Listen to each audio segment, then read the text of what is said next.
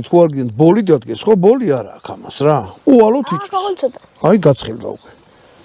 მოკლედ ეხლა ცოტა ხანი ვაცადოთ, ავხდით და გაჩვენთ რა პროცესია, მე თვითონაც მაგრამ მაინტერესებს რა. კრედა? არა, იყო ცალკე იყო დალაგებული, ხო და?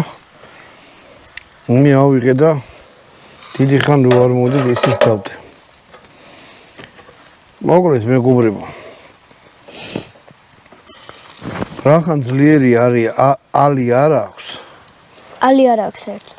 არა, უყურე ხორცი კი არის ბრაწება. ხოება, არა. როგორ ვთქვა, აი